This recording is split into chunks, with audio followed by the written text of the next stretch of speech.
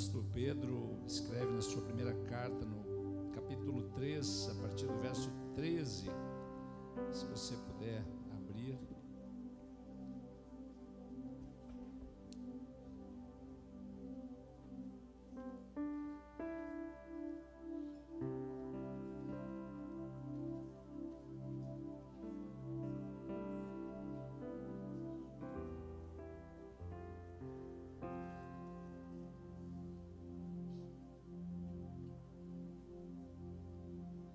Pedro é um apóstolo, um discípulo que nos ensina muito, né?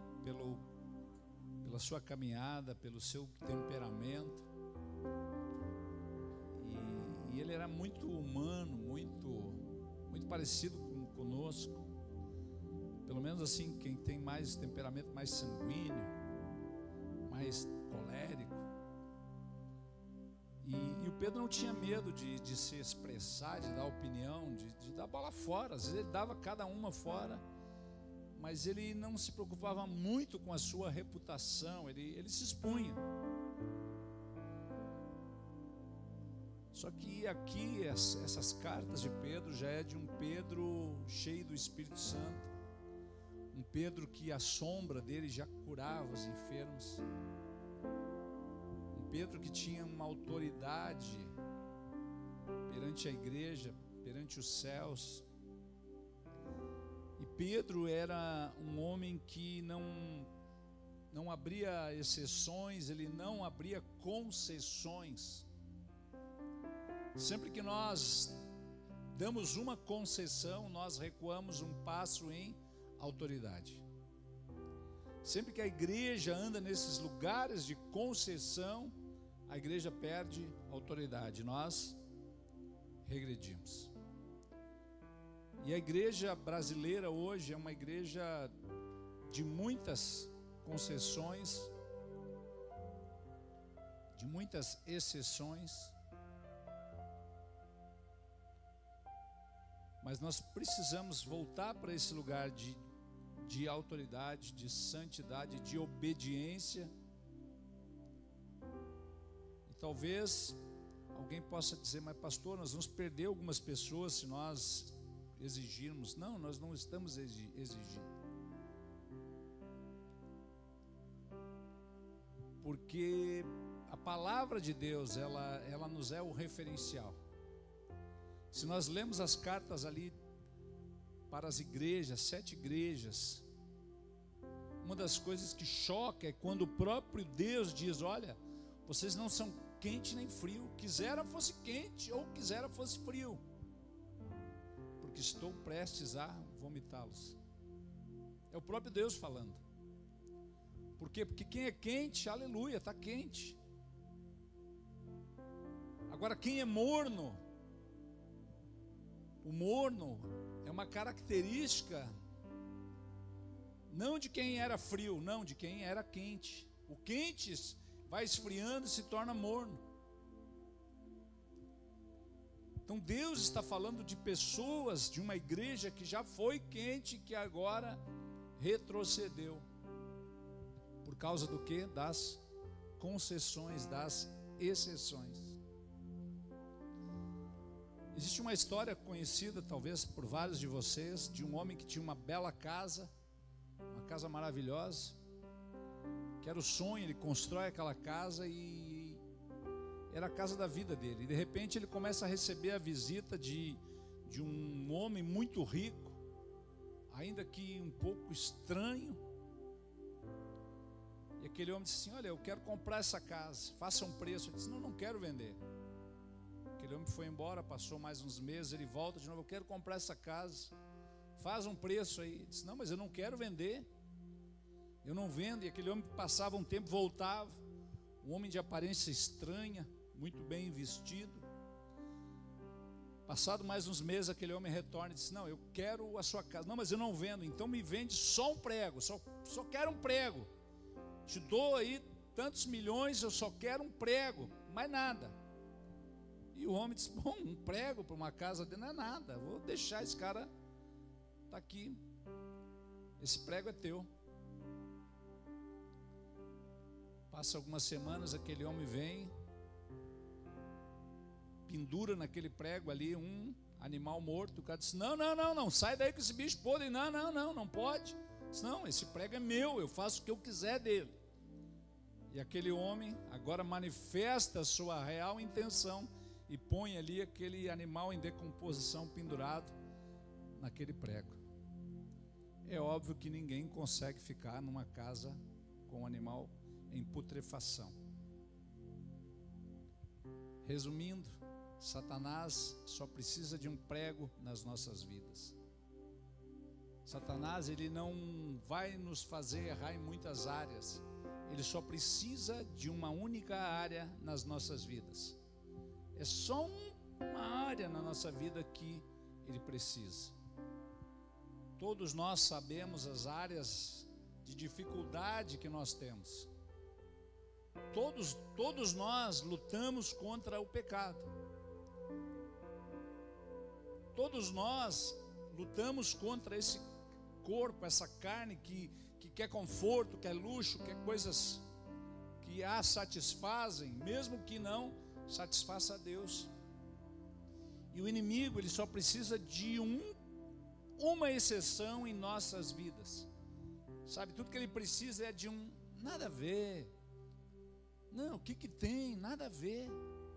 É nesses pequenos pregos que nós entregamos para Satanás, que ele vai pendurar ali suas putrefações para destruir a nossa casa. Porque nós somos a habitação do Espírito Santo de Deus. Quando uma casa ela é limpa, ela é adornada, ela precisa ser a habitação do Espírito Santo. Nós não podemos abrir exceções, por menor que sejam elas. Essas pequenas exceções vão abrir margem para que o inimigo pendure ali a um animal putrefando, para fazer com que o Espírito Santo de Deus se afaste, se entristeça.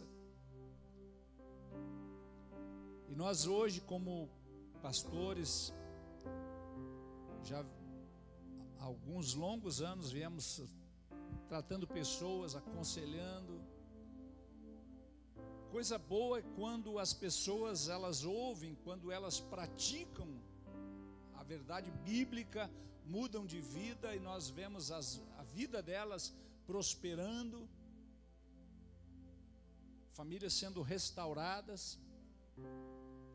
Ou seja, aquele prego, às vezes muitos pregos, às vezes não é um prego só, às vezes é ganchos dentro da casa, ganchos com toda sorte de pecados, putrefações. E nós entramos nesses lugares e vamos removendo esses ganchos com pé de cabras espirituais, arrancando para que o inimigo não pendure mais nada ali, indo lá na causa, indo lá, não é só remover o bicho, é remover aquele prego ali. Por quê? Porque o prego é a causa. Se tirar aquela, ele vai botar outra. E aí a casa adornada, o Espírito Santo vem e faz habitação. E a vida dessas pessoas prospera, avança, pessoas crescem, evoluem. Por outro lado, algumas pessoas não recebem um confronto, uma exortação de bom grado. Elas preferem continuar com o seu prego. Afinal de contas, é só um prego. Que mal pode fazer um único prego?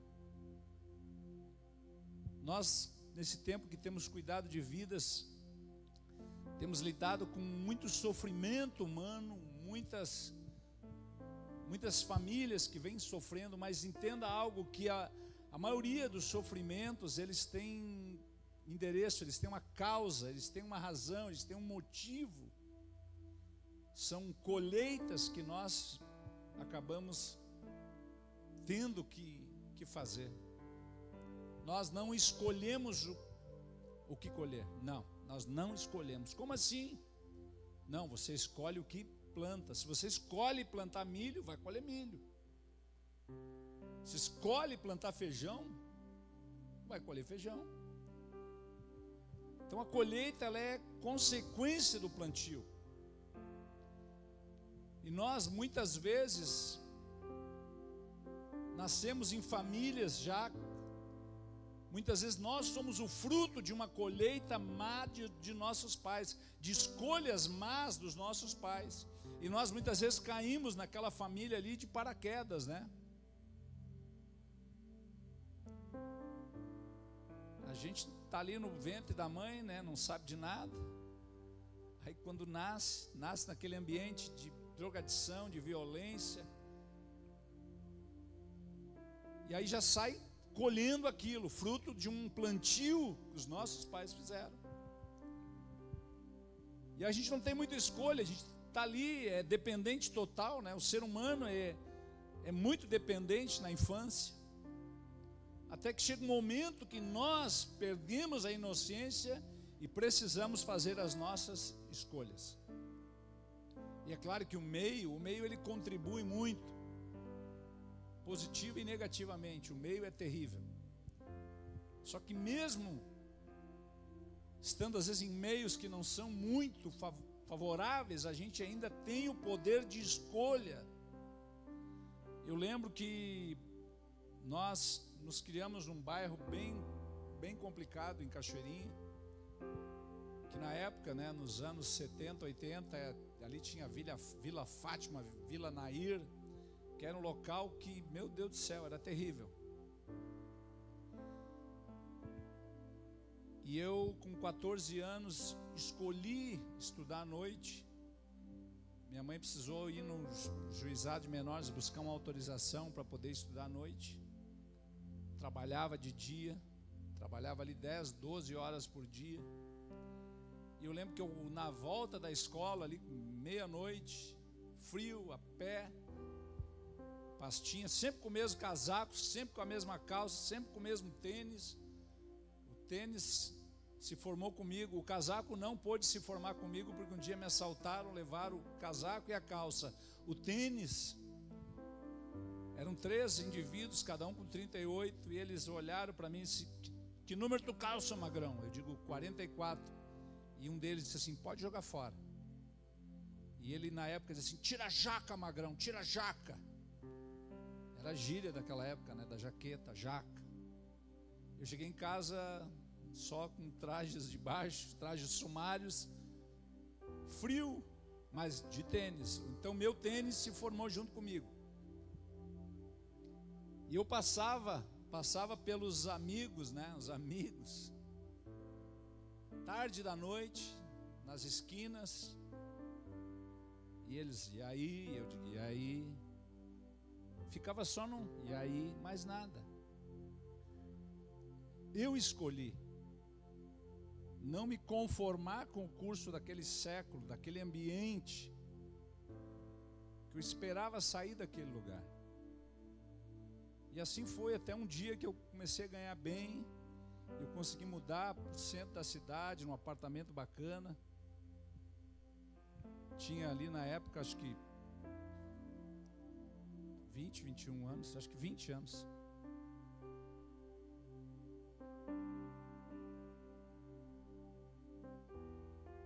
Só que muitas vezes nós fazemos péssimas escolhas e vamos fazer colheitas terríveis. Colheitas terríveis. Pode ser uma má formação profissional. Você resolveu não estudar, não buscar, não aprender. E quando eu falo profissão, não é só apenas o estudo. Você pode ter uma profissão bacana, que você aprendeu com seu pai, com seu tio, e bem tranquilo. Você pode escolher um relacionamento. Gente, uma das piores escolhas, ou melhores escolhas, para mim a melhor, depois de escolher Jesus, é o cônjuge.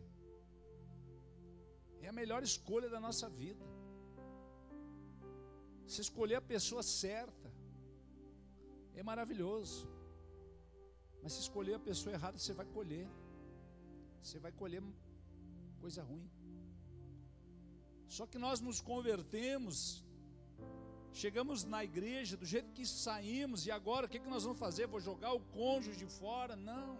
Você vai colher essas sementes até a última colheita você vai ter que colher. Só que o Senhor nosso Deus, Ele transforma o mal em bem Você consegue corrigir o curso. O Senhor consegue aferir a sua bússola. Gente, um fragmento ali, 0,1 grau numa bússola em 1000 quilômetros, você está completamente perdido. Eu lembro que nós trabalhávamos na Varig e período em período os aviões ficavam num local lá que a gente chamava Rosa dos Ventos. Tinha uma demarcação precisa ali, que o avião era submetido àquela posição, nivelado, alinhado, para o quê? Aferição de bússola. Aferição de bússola. Por quê? Porque se um grau, uma defasagem, o avião ia chegar em outra cidade. Todos lembram daquele acidente que houve com o avião da Varig, onde o piloto deveria colocar nos instrumentos de navegação uma rota ali de 270 graus, e ele coloca ali 0,27, e o avião foi para um lado totalmente oposto, e ele não teve a humildade de chamar a torre e dizer: gente, eu estou perdido, aconteceu alguma coisa aqui e eu não sei onde eu estou, vê a posição aí, para que lado eu estou indo, eu quero corrigir a rota. Ele ficou tentando, e quando não tinha mais combustível, ele chamou, está na internet, é só procurar, avião da Varig que caiu na floresta amazônica. Ele vai ali: senhoras e senhores, aqui é o comandante Garcês, quero informá-los que houve um problema tal e tal, e nós estamos com poucos minutos de combustível, que todos vocês possam ter um bom final. Imagina, né? E eles tiveram mais sorte do que juízo. Eu acho que tinha alguns crentes orando ali dentro, porque o avião parou o motor, parou o outro, aquele silêncio de morte, literalmente, e o avião começa a ir perdendo altitude, de uma certa forma controlada, né? Porque ainda se pode manter o avião nessas condições, né, para um suposto pouso, mas não no meio das árvores, e foi o que aconteceu. E ele pousou ali, muitas poltronas se desprenderam dos trilhos, né, fazendo com que as pessoas se esmagassem ali, né, pelas próprias poltronas. Morreram ali 12 pessoas, o avião estava praticamente vazio, ficaram perdidos na selva um bom tempo. Mas o ponto é que um erro de alinhamento na bússola fez com que o avião se perdesse completamente. E nós estamos no final, chegando para o final do ano, e talvez você vem voando na selva, não sabe onde vai pousar, não sabe o que vai fazer o ano que vem. Olha para trás, não consegue ver nada de bom, olha para frente, está perdido. Procure alinhar o seu coração com o coração de Deus. O Senhor, Ele tem a melhor rota para nós, porque nós vamos colher tudo que nós plantamos no passado, e de agora em diante nós podemos cessar essas colheitas más, corrigir aquilo que nós já plantamos. Nós vamos colher. Os nossos filhos, né, muitas vezes nós reclamamos, eles são aquilo que nós engendramos neles. A gente olha para os filhos e vê a gente, coisa interessante. E aí a gente vai ficando velho, se olha no espelho e diz: meu Deus, eu estou a cara do meu pai, falando as mesmas coisas. Por quê? Porque foi plantado algo na minha vida, coisas boas e coisas nem tão boas assim. Só que o nosso modelo é Jesus. Esse modelo, ele é perfeito, e por mais que nós somos falhos, nós vamos buscar no Senhor a direção, aferir as nossas bússolas com o Senhor. Amém? Meu Deus, isso é a introdução, já fomos, quase estouramos o tempo. Agora a gente vai para o texto, que está em primeira carta de Pedro, capítulo 3, que diz assim no verso 13, se você não achou, deixa tranquilo. Ora, quem é que vos há de maltratar se fordes zelosos do que é bom?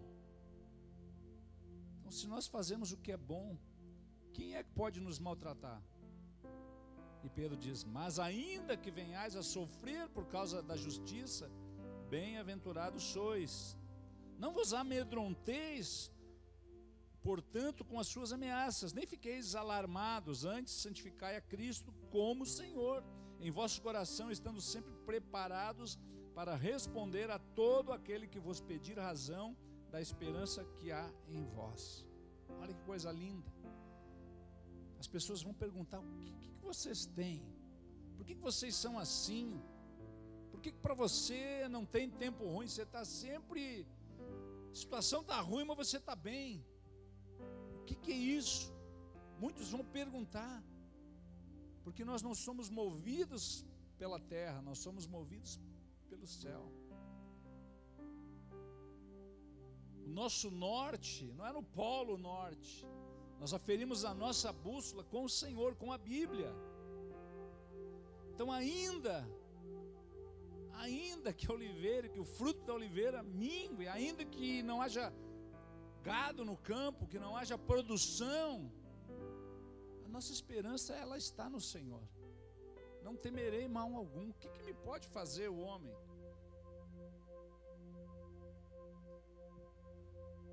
E Pedro, ele está dizendo aqui: olha, santificai a Cristo como Senhor em vosso coração, estando sempre preparados para responder a todo aquele que vos pedir razão da esperança que há em vós, fazendo todavia com mansidão e temor, com boa consciência, de modo que naquilo em que falam contra vós outros fiquem envergonhados. Os que difamam o vosso bom procedimento fiquem envergonhados, porque se for da vontade de Deus, é melhor que sofrais por praticardes o que é bom do que praticando o mal. Pois também Cristo morreu uma única vez pelos pecados, o justo pelos injustos, para conduzir-vos a Deus, morto sim na carne, mas vivificado no Espírito, no qual também foi e pregou aos espíritos em prisão, os quais noutro tempo foram desobedientes, quando a longanimidade de Deus aguardava, nos dias de Noé, enquanto se preparava a arca, na qual poucos, a saber, 8 pessoas foram salvos, através da água, ao qual figura o batismo, e agora também vos salva, não sendo a remoção da imundícia da carne, mas a indagação de uma boa consciência para com Deus, por meio da ressurreição de Jesus Cristo, o qual depois de ir para o céu está à destra de Deus, ficando-lhe subordinados anjos, potestades e poderes. Ora, muda o capítulo, verso 1: tendo Cristo sofrido na carne, armai-vos também vós do mesmo pensamento, pois aquele que sofreu na carne deixou o pecado, para que no tempo em que vos resta na carne já não vivais de acordo com as paixões dos homens, mas segundo a vontade de Deus, porque basta o tempo decorrido para teres executado a vontade dos gentios, tendo andado em dissoluções, concupiscências, borracheiras, orgias, bebedices, em detestáveis idolatrias. Por esse mesmo ao excesso de devassidão, aos quais hão de prestar contas aquele que é competente para julgar vivos e mortos. Pois para este fim foi o evangelho pregado também a mortos, para que mesmo julgados na carne segundo os homens, vivam no Espírito segundo Deus. Amém? Pedro está dizendo: olha, nos dias de Noé tiveram muitos ali que não deram ouvido. Eu imagino que a arca era grande, para caber tantos animais. Eu imagino que se mais pessoas tivessem se achegado, disse: olha, Noé, precisa de uma ajuda aí, deixa eu te ajudar, cara, estamos juntos. Mas não deram bola, não ouviram. Só que ainda pela misericórdia, quando o Senhor Jesus morre na cruz, Ele vai lá nas regiões do abismo, do Hades, Ele vai lá no inferno, literalmente, Ele toma a chave da morte do inferno, e Ele prega para aqueles espíritos em prisão. Aquelas pessoas ainda tiveram mais uma chance. Imagine vocês que elas estavam desde o princípio ali, quantos 1000 anos estavam aprisionadas no inferno. Ainda não haviam sido julgadas, não. Só que antes da morte de Cristo não havia perdão. não havia vida. Por quê? Porque o salário da morte, do pecado é a morte. Cristo não havia dado seu sangue ainda, então ninguém era salvo. Quem morria na consequência, colhendo aquela semente do pecado de Eva, do pecado de Adão, ainda todos tinham de colher. E agora Jesus, ele paga o preço, e ele prega para esses espíritos em prisão. Interessante que, se você olhar lá em Lucas capítulo 17,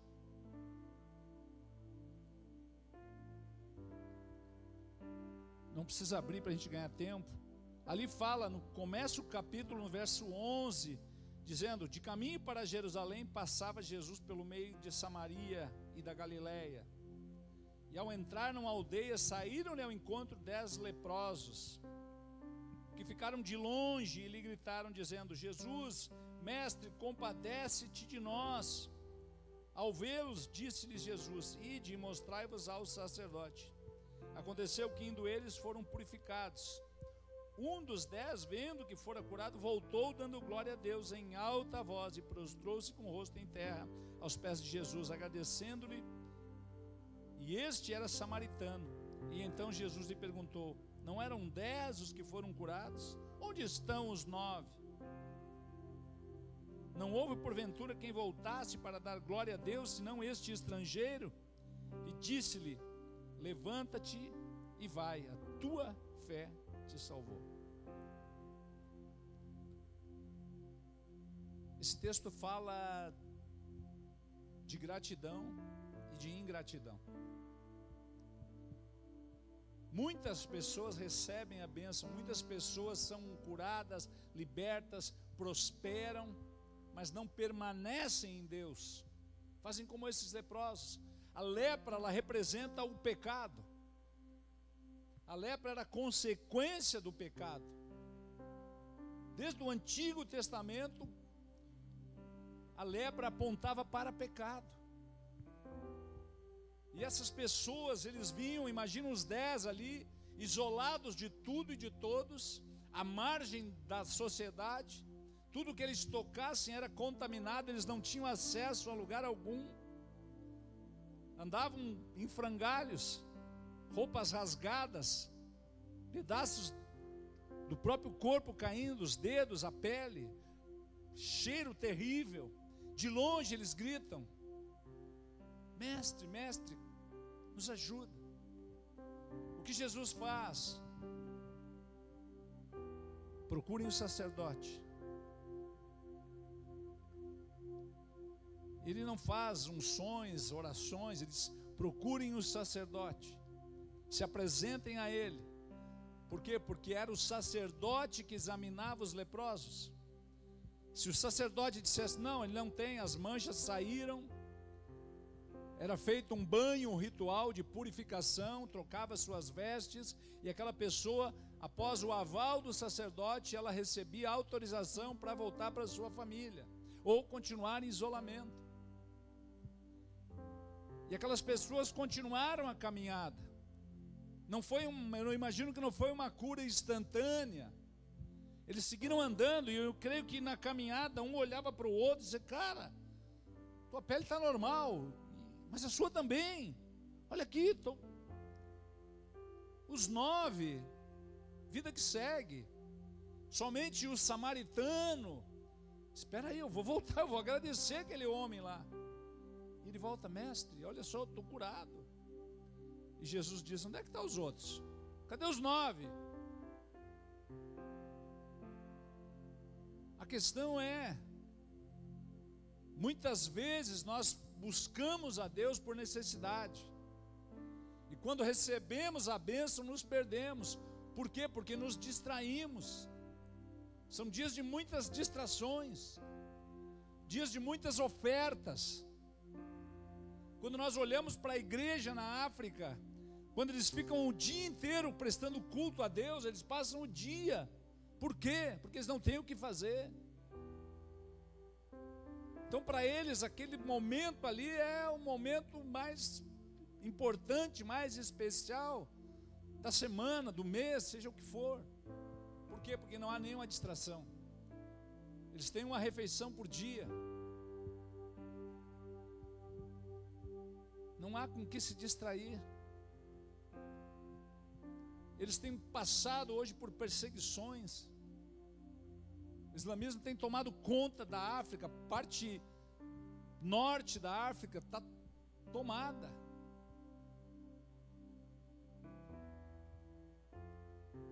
As antigas, religiões afro, que a gente acha que não existem mais. O cristianismo está sendo perseguido. Mas eles não desistem, eles são aqueles que voltam para agradecer. Eu estava leproso e hoje estou curado. Por quê? Porque não tem com o que se distrair. A gente olha no capítulo 17 e continua no verso 20. Interrogado pelos fariseus sobre quando viria o reino de Deus, Jesus lhe responde: não vem o reino de Deus com visível aparência, e nem dirão ele aqui ou lá está, porque o reino de Deus está dentro de vós. Lembra que eu falei daquela casa que nós somos a habitação do Senhor? Que não podemos deixar nenhum prego dentro dessa habitação para o inimigo pendurar nada, nem um lixo. A seguir dirigiu seus discípulos: virá o tempo em que desejareis ver um dos dias do Filho do Homem e não vereis, e vos dirão, ele aqui ou lá está, não vades nem os sigais, porque assim como o relâmpago fuzila e brilha de uma outra extremidade do céu, assim será o seu dia, o Filho do Homem. Mas importa que primeiro ele padeça muitas coisas, seja rejeitado por esta geração, ou seja, pelos judeus. Assim como foi nos dias de Noé, será também nos dias do Filho do Homem. Comiam, bebiam, casavam-se, davam-se em casamento, até o dia em que Noé entrou na arca, e veio o dilúvio e destruiu a todos. O mesmo aconteceu nos dias de Ló. Comiam, bebiam, compravam, vendiam, plantavam, edificavam. Qual o pecado aqui? Comer é pecado, beber é pecado, comprar, vender, plantar, edificar é pecado? Não.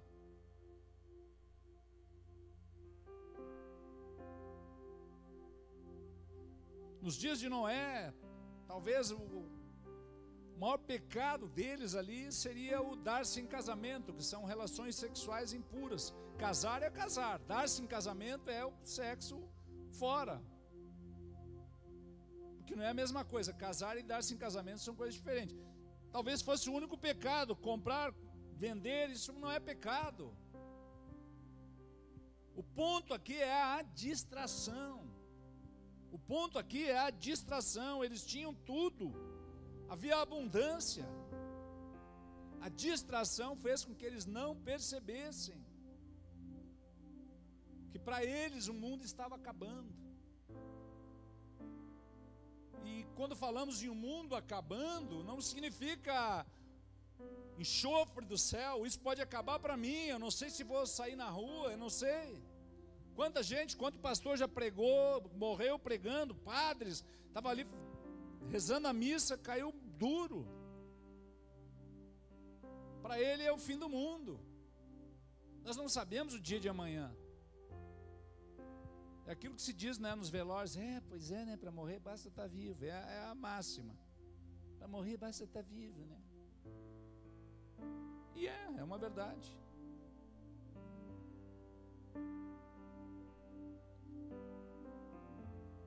Ló, ele convida os dois futuros pretensos genros: gente, vem comigo. Vem comigo. Esse cara está louco. Bem capaz, Zero Gaúcho, bem capaz. Capaz que eu vou deixar aqui meu pingo nas coisas. Não, de jeito nenhum. Eles ficaram. E aí sai o Ló com a esposa, com as filhas. Os anjos dizendo, não olha para trás, não olha para trás. A mulher de Ló ficou lembrando da máquina dela, aquela máquina de lavar nova que ela tinha. Você vai queimar tudo. A cozinha dela, toda skinny, zero. E ela pensa assim, minha cozinha. Quando ela olha para trás, ela morreu. A distração. A distração. E quando é que eu entendo o que acontece com o profeta Ezequiel, no capítulo 16, versículo 49, aqui ele esclarece acerca de Sodoma e Gomorra. Ezequiel 16, 49, se quiser anotar, diz assim: eis que esta foi a iniquidade de Sodoma, tua irmã. A gente acha que o pecado de Sodoma era a perdição sexual, né? A gente acha assim, não, eles eram pervertidos. Gente, comparando os dias de hoje, Sodoma, perto dos dias de hoje, seria a Madre Teresa. Comparado com os dias de hoje, não é nada. O pessoal de Sodoma ia fazer o sinal da cruz repetidas vezes. Misericórdia. Só que esta foi a iniquidade de Sodoma, verso 49, capítulo 16 do profeta Ezequiel. Tua irmã, soberba, fartura de pão, próspera tranquilidade, teve ela suas filhas, mas nunca amparou o pobre e o necessitado. Parece que não tem nada a ver com o que a gente acha que é. O pecado de Sodoma foi o quê? Soberba, fartura, prosperidade, tranquilidade. E não amparou ninguém. Não se compadeceu de ninguém, faltou misericórdia. E a gente tem que cuidar para não entrar nesses lugares. Por quê? Porque nós temos tudo que queremos. Temos fartura, temos tranquilidade. E muitas vezes nos tornamos soberbos. Nos achamos melhor do que as pessoas. E a gente tem que entrar nesses lugares de humildade. Se a gente pega um carrinho melhor, a gente já começa a olhar para os outros que tem um carrinho um pouquinho mais, né? Já começa a se achar. Bota uma roupa melhor, já começa a se achar. A igreja melhor, já começa a se achar. A gente tende a essas coisas. E esse foi o pecado deles. Soberba, fartura, tinha abundância, próspera tranquilidade, eram tranquilos, sossegados. Eles passavam o dia todo ali só correndo o dedo no celular, tranquilos, sentados, 1 hora, 2 horas, low battery, conecta no carregador que a bateria está baixa. Próspera tranquilidade. A distração, ela abre portais para outras coisas piores. A distração faz com que o inimigo vá colocando pregos e mais pregos dentro da nossa casa. E aí ele vai pendurando o que ele quiser dentro da nossa casa. E aí não adianta. Exceções, distrações. Sabe, imagina que uma das histórias mais famosas da Bíblia fala de um homem segundo o coração de Deus, que resolve se distrair, ele estava tranquilo. Segundo Samuel capítulo 11, verso 1 diz assim, segundo livro de Samuel capítulo 11, verso 1, decorrido 1 ano do tempo em que os reis costumam sair para a guerra, enviou Davi a Joabe e a seus servos com ele, e a todo Israel, que destruíram os filhos de Amon, sitiaram a Rabá, porém Davi ficou em Jerusalém. A guerra de Davi era contra Amon. Quais os pecados de Amon? Pecados de natureza sexual. Os amonitas. Os amonitas, eles eram perversos. Eles cortavam a barriga das grávidas. Eles praticavam todo tipo de imoralidade sexual. E agora Davi está guerreando contra Amon. E ele teve um bom resultado no campo de batalha. E agora ele está tranquilo, diz, uau! A vitória tem sabor de mel. Quem me viu passar na prova e não me ajudou, agora eu vou para minha sacada e vou curtir. Nem foi, mandou o general dele. Só que ele está lutando não contra um povo, mas contra principados, potestades, governos. Por quê? Porque a nossa luta não é contra carne e sangue. A nossa luta é nas regiões celestiais. Principados, potestades, governos. E Amon fala de justamente pecados nessa área da imoralidade, toda sorte de pecados. E Davi está tranquilo, se distraiu. Há problema em você aproveitar, descansar? Não. O problema é que há tempo para tudo. A hora de guerra é hora de guerra. E ele terciarizou o serviço.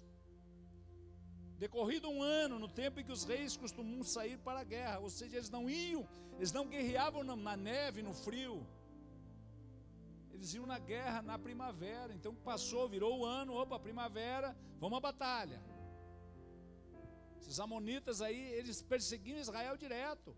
Quando Israel está saindo do cativeiro, em Êxodo, os amonitas já estavam espreitando. Amon e Moabe. Quem eram essas pessoas? Coincidentemente, descendência de Ló. Filhos de um incesto de Ló com as filhas. Incesto. E agora Davi está lutando contra essa gente. Faceiro, desbaratamos o inimigo. Porém, ele não faz a leitura espiritual, ele se distrai, está tudo bem. Uma tarde levantou-se Davi do leito, estava cesteando, de tarde. Estava todo mundo na guerra e o Davi cesteando. Levantou de tarde, bem tranquilo. Estava passeando no terraço da casa real, daí viu uma mulher que estava tomando banho. Era ela muito formosa. Davi mandou perguntar quem era. Disseram-lhe, é Batseba, filha de Eliã, mulher de Urias. Aqui era para acabar a conversa. Mulher de Urias, opa, misericórdia. Foi mal, cara, misericórdia. Porém, como ele estava distraído, lutando contra principados da imoralidade, ele está distraído, está bem tranquilo. Ele disse assim, quem é? E aí verso 4, então enviou Davi mensageiros que a trouxessem. Ela veio e ele se deitou com ela. Sim, ele era autoridade, ele era o rei. Ele que mandava. Bem tranquilo. E agora aquele espírito que ele derrota no campo de batalha, derrota ele na cama. Derrota ele dentro do palácio real, dentro da casa dele. Não foi um prego que foi colocado ali, foi um gancho. Foi uma grua que foi colocada dentro da casa de Davi, dentro do palácio real. Ele derrota um inimigo lá no campo de batalha, o inimigo dá a volta e derrota ele dentro do palácio. Se você ler Mateus capítulo 1, quando fala da genealogia de Jesus, você vai ver toda... Quer ver? Deixa eu abrir lá rapidinho. Nós já estamos indo para o final. Essa é a hora que o pessoal do louvor vem correndo do banheiro, se rasgando. Essa é a deixa.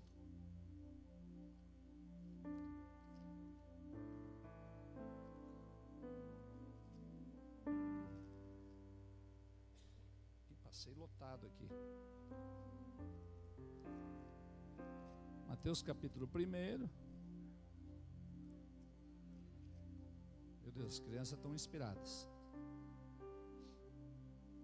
Capítulo 1, o livro da genealogia de Jesus Cristo. Filho de Davi, filho de Abraão. Abraão gerou Isaque, Isaque Jacó. Jacó a Judá e seus irmãos. Judá gerou de Tamar a Pérez e a Zerá. Pérez gerou Esrom, Esrom a Arão. Arão gerou Aminadab, Aminadab Naasson, Naasson Salmão. Salmão gerou de Raabe a Boaz. Este de Rute gerou Obed, e Obed a Jessé. Jessé gerou ao rei Davi, e o rei Davi a Salomão, da que fora mulher de Urias. Não diz que é mulher de Davi. Deus nunca reconheceu. Jessé gerou o rei Davi, e o rei Davi a Salomão, da que fora mulher de Urias. Você está entendendo? Se você quiser ler o capítulo 12 depois, você vai ver tudo o que aconteceu. A Batseba, ela engravida. Verso 5, verso 4, cadê? Então enviou Davi mensageiro, 5. A mulher concebeu e mandou a dizer a Davi: estou grávida. Aquela criança ali nasce doente. O que os amonitas faziam? Eles cortavam as barrigas das grávidas, eles matavam as crianças. Além da imoralidade, eles tinham essa crueldade. E agora nasce essa criança morre. Um capítulo depois, Davi é visitado pelo profeta Natã. E nós estamos falando de um homem segundo o coração de Deus, que se distraiu, que estava cesteando enquanto estavam na batalha. Esse é o ponto. O inimigo, ele quer nos distrair, ele não vai nos derrubar de uma só vez. São pequenas concessões. Nós vamos dando concessões, perdemos um passo em autoridade, e assim nós vamos recuando. E aí nós não conseguimos expulsar demônio nem daquele mais fraquinho. Por quê? Porque não tem autoridade. Aqueles demônios que pegaram os filhos de um sacerdote lá e arrancaram a roupa deles tudo, envergonhados, não, sai em nome de Jesus, a quem Paulo prega. Paulo nós conhecemos, Jesus nós conhecemos, mas vocês, quem são vocês? Os demônios deram risada, avançaram neles, deixaram nus. Por quê? Porque eles não tinham autoridade. E Natã vai visitar o rei, o grande rei Davi. Davi estava tranquilo no seu trono. Disse: Davi, meu rei, posso conversar com o senhor? Oh, que honra a visita de um profeta. Natã, você quer beber alguma coisa? Você quer comer algo? Disse: não, Davi, minha passagem aqui é breve, não vim comer nem beber, eu vim conversar. Quero conversar com o senhor, majestade, algo muito terrível que aconteceu no seu reino. É mesmo? O que foi?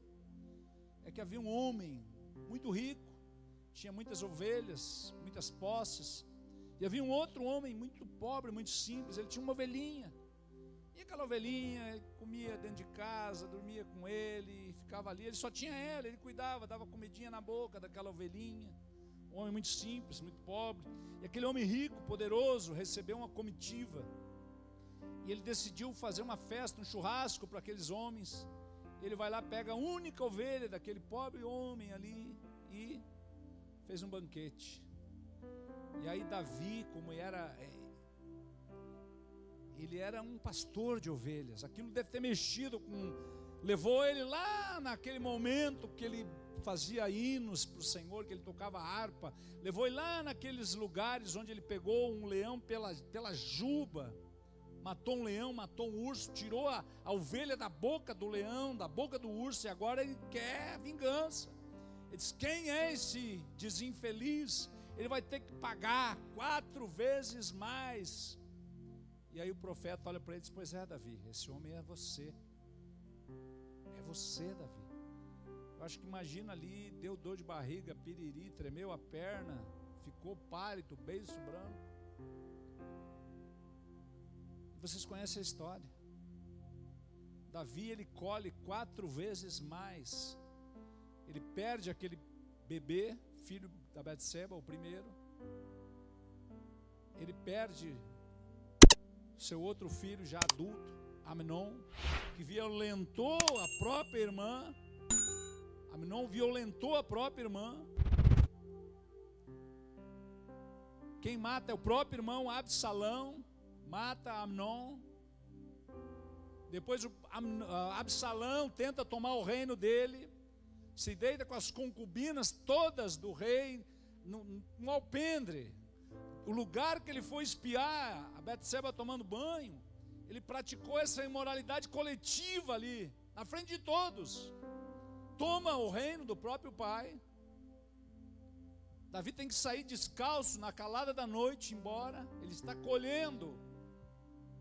Há um homem chamado Simeão que vai apedrejando ele. Simei vai apedrejando ele. Uma parte mais alta da estrada, ele lá embaixo, o Simei, infeliz, a pedra. E ele fica quieto. O general dele quer matar o cara, disse: não, deixa assim, porque eu acho que é Deus que mandou. Porque ele sabia que na lei de Moisés, quem praticasse o que ele praticou, adultério, era apedrejado até a morte. Então ele está vendo ali a sentença de Deus, ele fica quieto. E eles vão até um determinado lugar. Eles encontram um homem chamado Basiléu. Esse homem ajuda, dá comida, dá alimento para eles, eles recobram as forças, eles se juntam e aí eles vão lá e ele diz para o general dele: vocês não matem o meu filho Absalão, ele pisou na bola, mas é meu filho. Ou seja, Davi perde a autoridade quando ele pratica um pecado de imoralidade. Quando ele vê o próprio filho abusando da própria irmã, a outra filha dele, ele não tem autoridade para confrontar o filho. Por quê? Porque ele fez a mesma coisa. E ele ainda matou Urias, marido daquela mulher. Ele não tinha autoridade nenhuma e ele deixou passar. E agora ele pensa assim: perdi o Amnon, pelo menos o Absalão eu não vou deixar matar. E Joabe vai lá e mata o Absalão. E depois, quando Davi já está velhinho, que Salomão vai assumir, um outro irmão se levanta contra, e o próprio rei, futuro rei Salomão, manda matar Adonias. Ou seja, quarto filho de Davi. Davi perdeu 4 filhos, ou seja, pagou 4 vezes mais. Por uma sentença da própria boca. Colheita, ele colheu o que ele plantou. E é claro que Davi, um homem segundo o coração de Deus, se arrependeu. Mas o arrependimento não nos livra da colheita. Entenda algo. A gente pode se arrepender e é genuíno. E Deus só perdoa, não é quando eu peço, é quando eu me arrependo. E Davi se arrependeu. Só que a colheita vem igual. O arrependimento não nos livra da colheita. O arrependimento nos livra da condenação. Mas não livra da colheita, você vai colher. Quando a gente era criança, a gente era bem arteiro, bem artístico, a gente era criativo. A gente brincava de arco e flecha, de funda. E a gente brincava, jogava flecha para cima e via quem saía por último. Jogava pedra para cima e ficava ali. Depois que a gente atira a pedra, ela vai cair. Ela vai cair. Depois que lança a flecha, ela vai voltar. A colheita, ela é inevitável. Por mais que a gente se arrependa, vai colher igual. Então é melhor cuidar antes de lançar a flecha, antes de atirar a pedra. Segurar, não vou jogar. Por quê? Porque o Senhor é bom. Então a palavra desta noite é: muito cuidado com as distrações, muito cuidado com o que você planta, porque a colheita é inevitável. E a colheita, ela pode vir na primeira, na minha geração, pode vir na primeira, na segunda, na terceira e na 4ª geração. Por quê? Porque Deus visita a iniquidade dos pais nos filhos até a 3ª e 4ª geração, daqueles que desobedecem. Mas também visita 1000 gerações daqueles que amam a Deus, daqueles que obedecem. Amém? Está alguém entre nós que quer entregar sua vida para Jesus? Se você quiser entregar sua vida para Jesus, a hora é agora. Nós vamos orar com você. Vamos ficar de pé, vamos adorar a Deus. Se você quiser vir aqui na frente, se você quiser abrir o seu coração diante de Deus, se você quiser buscar perdão e arrependimento, a hora é agora.